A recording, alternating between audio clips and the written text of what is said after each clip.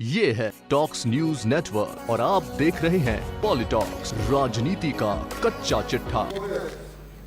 मैं इस ध्यानाकर्षण प्रस्ताव के माध्यम से उन हमवतनों की बात कर रहा हूं जो कभी अखंड भारत के हिस्सा थे, परंतु आज उनका नाम पाक विस्थापित हो गया। मंत्री महोदय, मुझे मालूम है जब मैं प्रस्ताव माननीय अध्यक्ष जी के सम्मुख लेकर आया था, अध्यक्ष जी ने मुझे एक सवाल किया था कि आपने इतनी बड़ी संख्या लिख दी। वास्तव में इतनी बड़ी संख्या ऐसी है नहीं जो पाक विस्थापित आज राजस्थान में हैं और जिनको नागरिकता नहीं मिली। अध्यक्ष महोदय, मैं आपके लिए एक डीबी के अंदर एक सुमोटो एक रिट पिटीशन चल रही है 10075, उसके अंदर राज्य सरकार ने अभी जो एफिडेविट दिया है उसमें उन्होंने स्वीकार किया है कि 13,000 ऐसे लोग हैं जिनके पास LTV है, लॉन्ग टर्म वीजा है, जो पात्रता के लिए सारी अहर्ताएं रखते हैं, जिनको पात्रता नहीं मिली। इसलिए मैं उस दिन आपसे निवेदन कर रहा था अध्यक्ष महोदय, और मैं लंबा समय नहीं लूंगा आपका मूड देखते हुए। मंत्री महोदय, आपने बाड़मेर में 20 नागरिकता प्रदान करने की बात कही और जैसलमेर में 6 और जोधपुर में 1112, ये आपके उत्तर में है। और जोधपुर में 1112 अध्यक्ष महोदय, ये सिर्फ 11 दिन के अंदर मिली है, 1/1/2019 से लेकर 11/1/2019 तक।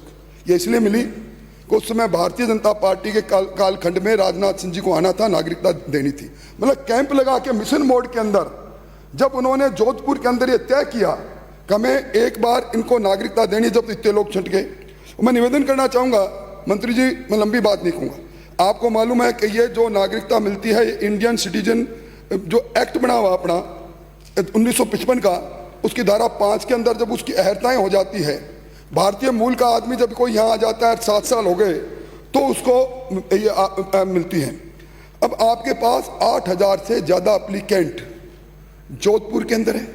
आपका जो FRO बना हुआ है, मेरा आरोप है सबसे ज़्यादा भ्रष्टाचार का काम वहाँ हो रहा है। अध्यक्ष महोदय, आज आप देख रहे हैं जोधपुर के अंदर है आपका जो FRO बना हुआ है, मेरा आरोप है सबसे ज़्यादा भ्रष्टाचार। भारतीय आर्मी चली गई थी, उसमें जितने उस किलोमीटर 50 किलोमीटर में वो बाड़मेर के साथ लगा हुआ लोग थे, आपको ध्यान होगा अध्यक्ष महोदय, वो सारे के सारे भुट्टो और इंदिरा गांधी के बीच में ट्रीटी हुई, उसमें तय हुआ था कि सारे पाक विस्थापित जो आए हैं ये अगर जाना चाहेंगे तो पाकिस्तान में चले जाएं। उसमें उन्होंने मना किया।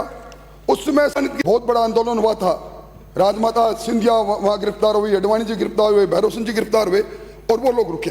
मैं निवेदन करना चाहूँगा कि आज हो क्या रहा है। एक यूनाइटेड नेशन कन्वेंशन हुआ था रिफ्यूजी का 1951 में हिंदुस्तान में। मैं 2 मिनट खत्म, 2 मिनट। मैं एक अध्यक्ष महोदय, मैं सीधी बात पर आता हूँ।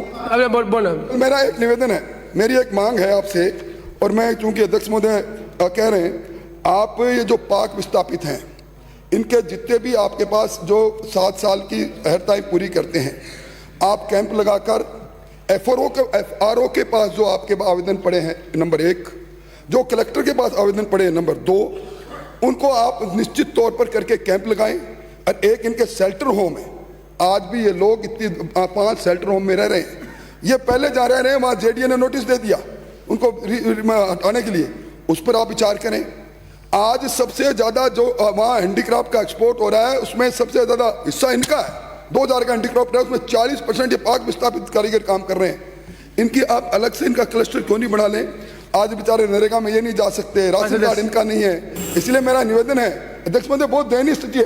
मैं मंत्री 131 की लिमिट है मान सदस्य, कुल मिला के मैं ये चाहता हूँ अध्यक्ष महोदय, मंत्री जी आपके घोषणा पत्र में भी है, आप कैंप लगा के इनकी समस्या को समाधान करने का आश्वासन करें। ये है टॉक्स न्यूज नेटवर्क और आप देख रहे हैं पॉलिटॉक्स, राजनीति का कच्चा चिट्ठा।